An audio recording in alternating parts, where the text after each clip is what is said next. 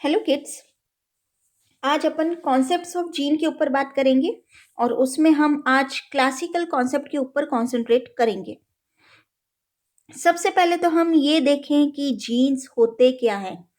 अपन ने न्यूक्लियस देखा कि भाई फॉर एग्जांपल ये एक सेल है, ठीक है, कोशिका है और उसके अंदर क्या प्रेजेंट है, न्यूक्लियस प्रेजेंट है। ठीक है कि ये क्या है, आपकी cell membrane, for example cell membrane है, ठीक है। और उसमें ये जो स्ट्रक्चर है वो क्या है, न्यूक्लियस है, ठीक है। और न्यूक्लियस के अंदर क्या होते हैं, थ्रेड लाइक स्ट्रक्चर्स होते हैं। थ्रेड लाइक स्ट्रक्चर्स जिनको हम क्या बोलते हैं, क्रोमेटिन मटेरियल। और जब वो कंडेंस हो जाते हैं तो उनका हम क्या बोलते हैं, क्रोमोसोम बोलते हैं, ठीक है। और उन क्रोमोसोम्स के ऊपर, ठीक है, क्रोमोसोम्स के ऊपर स्ट्रक्चर्स प्रेजेंट होते हैं जिनको अपन क्या बोलते हैं, जीन या जीन्स, ठीक है।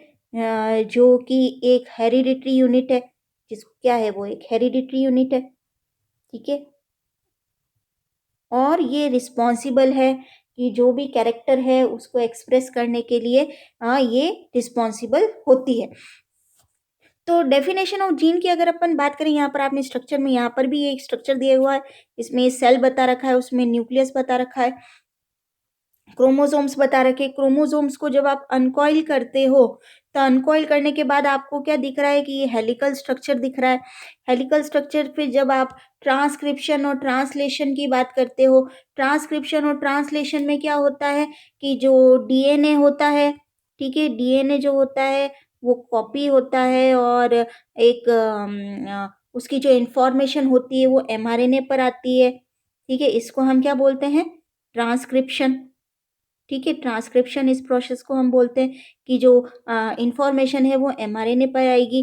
फिर ये एमआरएनए जो होता है वो राइबोसोम्स के साथ अटैच होते हैं और फिर क्या होता है, एमआरएनए से फिर प्रोटीन का फॉर्मेशन होता है, ठीक है, प्रोटीन का फॉर्मेशन होता है।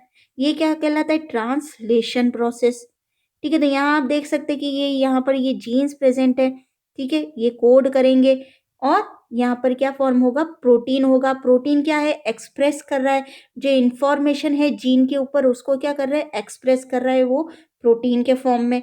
तो जीन क्या है, gene is to genetics, genetics में वो क्या है, एक एटम की तरह जो केमिस्ट्री के लिए होता है, ठीक है। कि जैसे जीन जेनेटिक्स के लिए है, वैसे ही एटम जो है वो केमिस्ट्री जो स्ट्रीम है उसके लिए है, कि मतलब इतनी छोटी यूनिट, ठीक है, कि जो जिसके जो कि सब कुछ चला रहा है। तो एटम जैसे समान है केमिस्ट्री में, वैसे ही जीन जो है वो जेनेटिक्स के लिए। और जीन क्या है, gene is the unit of genetic information. ये अभी बात की थी मैंने कि हेरिडिटरी यूनिट है, हेरिडिटरी इंफॉर्मेशन इसमें स्टोर रहती है। तो ये unit of genetic information that controls specific aspect of the phenotype, कि भाई आई कलर आपका ब्लू है या फिर ग्रीन है या फिर ब्राउन है या फिर आपका कलर ब्लैक है। तो ये सब क्या है, ये फिनोटाइप है और वो एक्सप्रेस किसके थ्रू होंगे, ये फिनोटिपिकली एक्सप्रेस होंगे, ठीक है। जो जीन्स पर है, जीन्स पर जो अलील्स, जीन्स अलील्स जो प्रेजेंट है, ठीक है, वो अपने आप को एक्सप्रेस करेंगे। वो एक्सप्रेस किस फॉर्म में करेंगे, वो फिनोटाइप में। फिनोटाइप क्या है कि जो फिजिकल एक्सप्रेशन है उस फॉर्म में वो एक्सप्रेस करेंगे। तो जीन क्या है, gene is the unit of genetic information.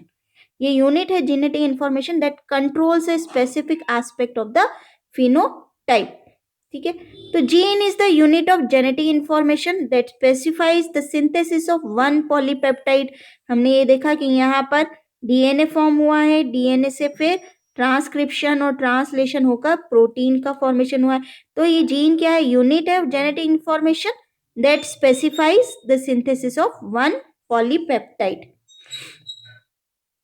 फिर अपन बात करें तो जीन्स क्या है, जीन्स आर द फ्रैक्शंस और पार्ट ऑफ डीएनए मॉलिक्यूल, ठीक है।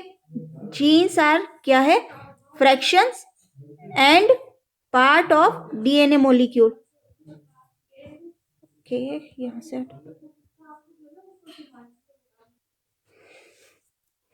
जीन्स आर द फ्रैक्शंस और पार्ट ऑफ डीएनए, कि जीन्स क्या है, हमने अभी बात की थी कि ये क्या है, फ्रैक्शंस है या part of DNA molecule which regard as the genetic material, कि जो किस पर प्रेजेंट है, वो प्रेजेंट है क्रोमोसोम्स के ऊपर। तो ये क्या है, फ्रैक्शंस और पार्ट ऑफ डीएनए मॉलिक्यूल, है ना, डीएनए के मॉलिक्यूल के फ्रैक्शंस है या पार्ट है, और जो कि बताते हैं किसके बारे में, जेनेटिक मटेरियल के बारे में। तो जीन्स आर द फ्रैक्शंस और part of DNA molecule which regard as the genetic material. इसके बाद में अपन बात करें टीएम मॉर्गन। टीएम मॉर्गन ने क्या है कि प्रपोज की थी जीन थ्योरी, ठीक है। टीएम मॉर्गन इंपॉर्टेंट है और जीन थ्योरी इंपॉर्टेंट है, ठीक है। T M Morgan propose the gene theory, उसके हिसाब से क्या है, chromosomes are bearers of hereditary units, अपन ने बात की थी, and each chromosome carries hundreds और थाउजेंड्स ऑफ जीन्स, कि फॉर एग्जांपल ये क्रोमोसोम है, ठीक है। तो chromosomes are the bearer of hereditary units. Hereditary units क्या है, हेरिडिटरी यूनिट्स है आपकी जीन्स, ठीक है। अपन ने अभी बात की थी कि हेरिडिटरी यूनिट्स क्या है, ये जीन्स है।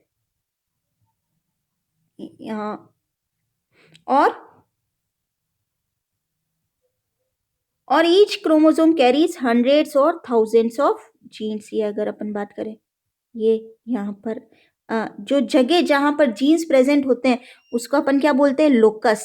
जहाँ पर जीन्स क्रोमोसोम्स, ये क्रोमोसोम है, ये क्रोमोसोम है, और यहाँ पर बहुत सारी क्या है, जीन्स प्रेजेंट है, हेरिडिटरी मटेरियल प्रेजेंट है, और जिस जगह पे ये जीन्स प्रेजेंट होते हैं उनको हम क्या बोलते हैं, लोकस। तो chromosomes are bearers of hereditary units and each chromosome carries hundreds और थाउजेंड्स ऑफ जीन्स। मतलब कितनी सारी जीन्स जो होती हैं वो क्रोमोसोम्स पर प्रेजेंट होती है और वो हमको चलाती हैं, ठीक है, हमारी सर्वाइवल के लिए रिस्पॉन्सिबल है। Genes are arranged on the chromosome in the linear order. ये इस तरीके से लीनियर ऑर्डर, ये अगर हम वापस से डायग्राम बनाओ, इस टाइप से लीनियर ऑर्डर में अरेंज रहती है ऑन द स्पेशल रीजन।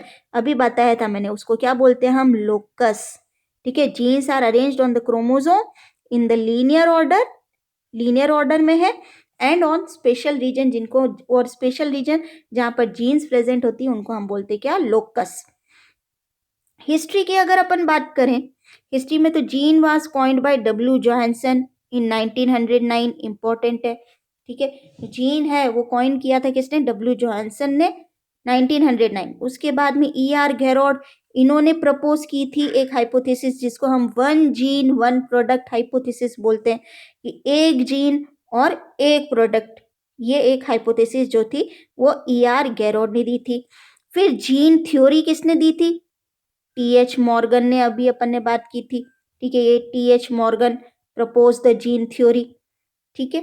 और उसके अपन ने मेन जो है वो भी पॉइंट्स बात की थी कि बहुत सारी जीन्स प्रेजेंट होती है क्रोमोसोम्स पर, और लीनियर ऑर्डर में होती है, और एक लोकस पर प्रेजेंट होती है।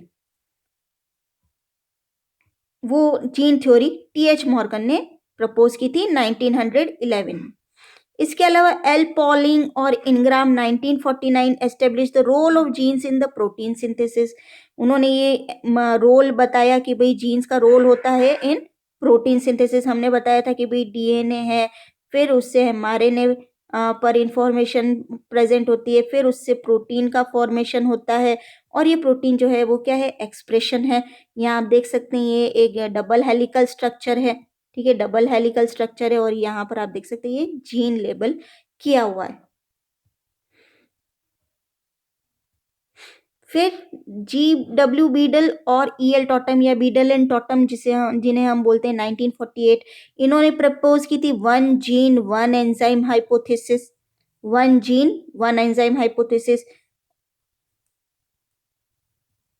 फिर फाइन स्ट्रक्चर जीन का प्रपोज किया था बाय साइमोर बेंजरे, ठीक है। Fine structure of gene was proposed by Seymour बेंजरे।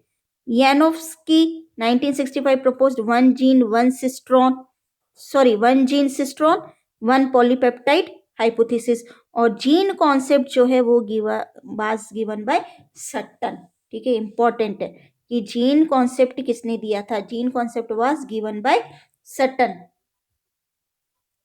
अगर अपन एक और टेबल देखें कि summary of evolution of gene concept, तो G J Mendel, sir A E Garrod, Beadle and Tatum, U M Ingram, और अभी अपन ने बात की यानोफ्स्की और उसके कोवर्कर्स, तो इन्होंने अलग अलग जीन कॉन्सेप्ट की बात की थी कि जीजे मंडल ने बताया था कि यूनिट फैक्टर, जीन क्या है, एक unit factor that controls specific phenotypic trait. अपन ने बात की थी कि भाई आई कलर है या फिर हेयर कलर है या स्किन कलर है, तो ये क्या है, ये कंट्रोल होते किससे, यूनिट फैक्टर जो कि जीन है, ठीक है, unit factor that control specific phenotypic trait.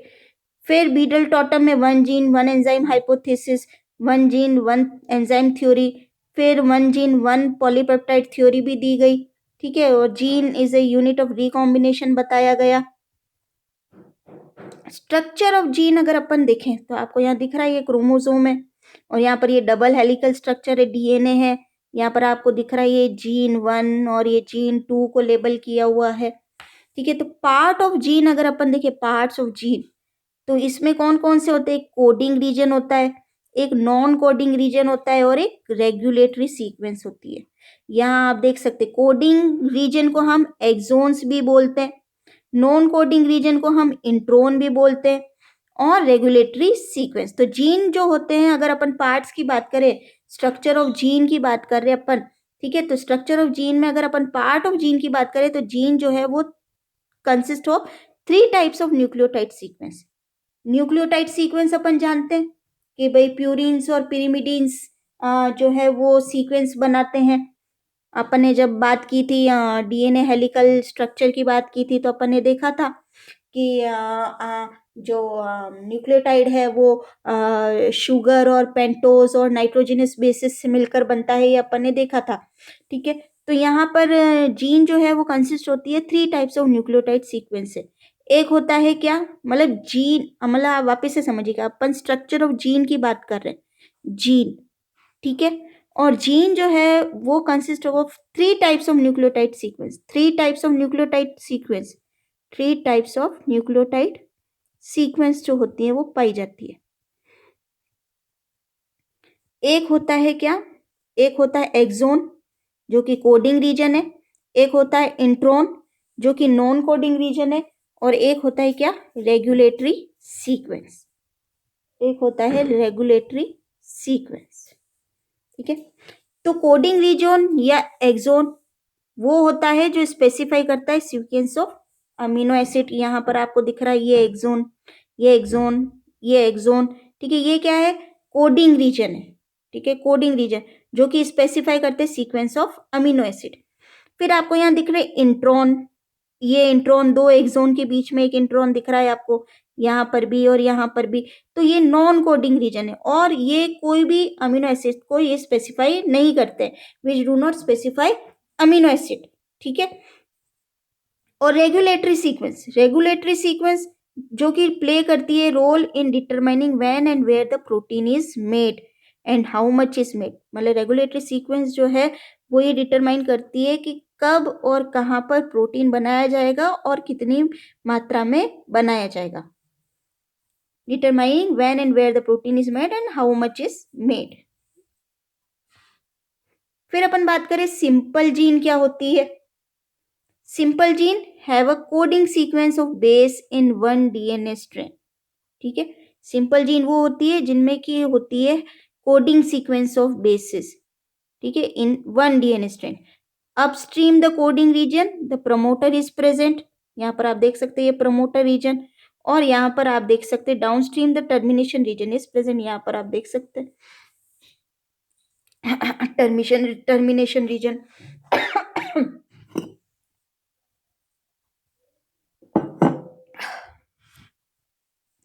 Variable gene,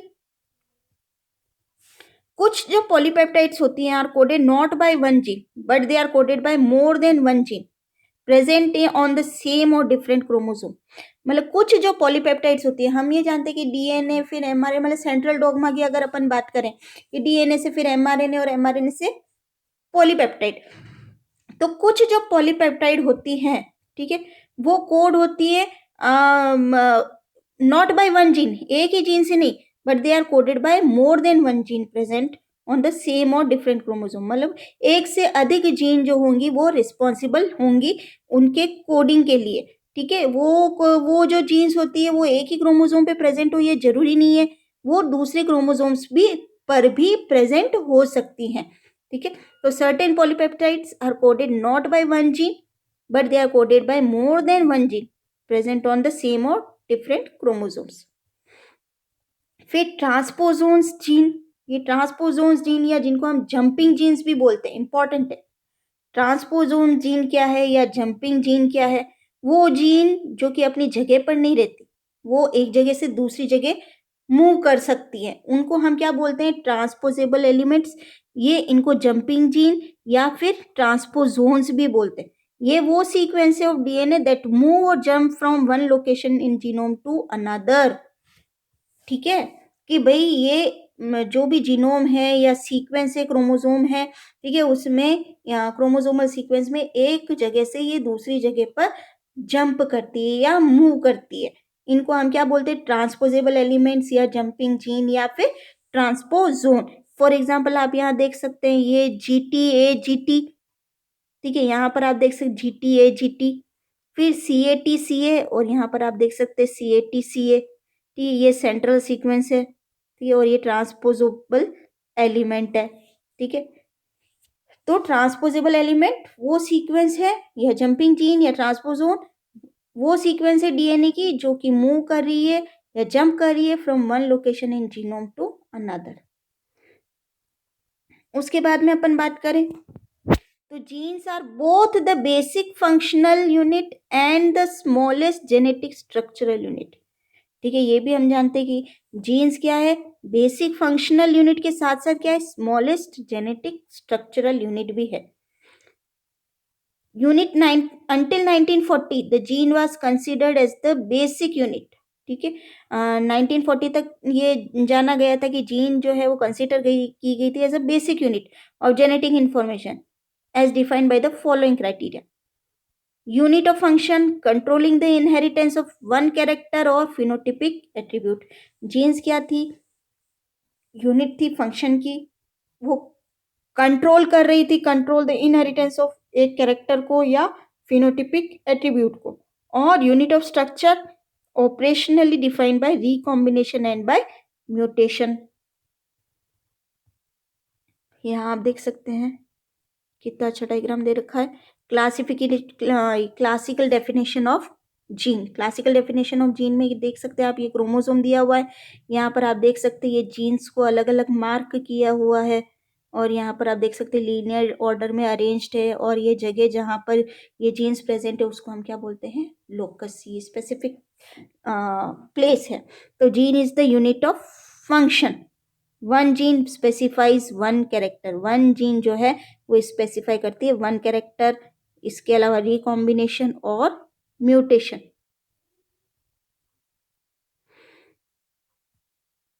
अब क्लासिकल कॉन्सेप्ट ऑफ जीन की अपन बात कर रहे हैं। क्लासिकल कॉन्सेप्ट ऑफ जीन की हम बात कर रहे हैं जो कि इंट्रोड्यूस किया गया था किससे? सटन, और इलोबरेट किया था इसे मॉर्गन ने, बिच, मुलर और अदर्स। और उनकी आउटलाइन है जैसे कि genes are discrete particles inherited in Mendelian fashion that occupies a definite locus in the chromosome and responsible for expression of specific phenotypic character। ठीक है, कि क्लासिकल जीन कॉन्सेप्ट जो है, क्लासिकल कॉन्सेप्ट ऑफ जीन हमें क्या बताते हैं? यहाँ आप डायग्राम में भी देखे तो ये जीन दिया हुआ है, यहाँ पर exon, intron, exon, coding, non coding sequence आपको बता रखी है। तो जीन क्या है? डिस्क्रीट पार्टिकल जो कि इनहेरिट होती है इन मेंडेलियन फैशन, मतलब एक जनरेशन से दूसरे जनरेशन में पास ऑन होती है और ये क्रोमोसोम पर स्पेसिफिक लोकस पर प्रेजेंट होती है that occupies definite locus in the chromosome, और ये रिस्पॉन्सिबल होती है for the expression of a character जो कि फिनोटिपिकली एक्सप्रेस होता है और वो दिखता है। उसके बाद में अपन बात करें कि number of gene in each organism is more than number of chromosome. हमने बात की थी कि हंड्रेड्स और थाउजेंड्स ऑफ जीन्स प्रेजेंट होती है, तो number of gene is more than the number of chromosome, इसीलिए several genes are located on each chromosome. अभी अपन ने डायग्राम देखा कि सेवरल जीन्स जो है वो प्रेजेंट है एक क्रोमोसोम पर। आप देख सकते हैं 1 2 3 4 5 6 7 8 9 10, तो एक क्रोमोसोम पर आप यहाँ पर 10 जीन्स जो है वो देख रहे हैं। तो number of gene in each organism is more than number of chromosome. इसीलिए नंबर और इसीलिए several genes are located on each chromosome. फिर genes are arranged in a single linear order like beads on a string. ये मैं diagram बना ही लेती हूँ। यहाँ पर आप देख सकते हैं कि जीन्स जो हैं, एक तो जीन का नंबर ज़्यादा है क्रोमोसोम से, इसीलिए बहुत सारे जीन्स प्रेजेंट होते हैं क्रोमोसोम्स पर, ठीक है, एक ऑन ईच क्रोमोसोम। फिर जीन्स जो हैं वो लीनियरली अरेंज्ड है, ये देख सकते हैं आप, linear arranged like beads on string, ठीक है, जैसे बीड्स होते हैं, मोती होते हैं स्ट्रिंग पर। फिर each gene occupy specific position, जिसको हम लोकस बोलते हैं। हर जीन जो है वो स्पेसिफिक लोकेशन पर है क्रोमोसोम की, और उसको हम क्या बोल रहे हैं, लोकस, ठीक है। और if the position of gene changes, character changes, कि भाई अगर जीन की पोजीशन चेंज हो जाती है तो कैरेक्टर भी क्या होगा, वो चेंज हो सकता है, वो एबनॉर्मेलिटी भी शो कर सकता है। कि भाई अगर कोई पार्ट है क्रोमोसोम का वो टूट गया है और वो किसी दूसरे क्रोमोसोम से जाकर अटैच हो गया है, तो उसका फिनोटिपिक एक्सप्रेशन जो होगा वो अलग प्रकार से होगा। तो if the position of gene changes, character changes. फिर जीन्स जो है ट्रांसमिट होती है फ्रॉम पेरेंट टू ऑफस्प्रिंग। तो जीन्स जो होंगी वो ट्रांसमिट होंगी पेरेंट्स टू ऑफस्प्रिंग। कि भाई अपन देखते हैं कि कितनी बार जो होते हैं बच्चों की जो बॉडी स्ट्रक्चर है वो पेरेंट्स के समान दिखती है, तो क्या है कि जीन्स जो है वो पेरेंट्स के वो बेबीज में ट्रांसमिट होते हैं। जीन्स में exist in several alternate forms, जिनको हम बोलते हैं क्या, अलील्स, ठीक है। जीन्स में exist in several alternate form called alleles. जब अपन ने मेंडल के लॉज पढ़े थे तब अपन ने एलील्स की भी बात की थी। फिर genes are capable of combine together और can be replicated during a cell division. Genes are capable of combine together और can be replicated cell division के टाइम।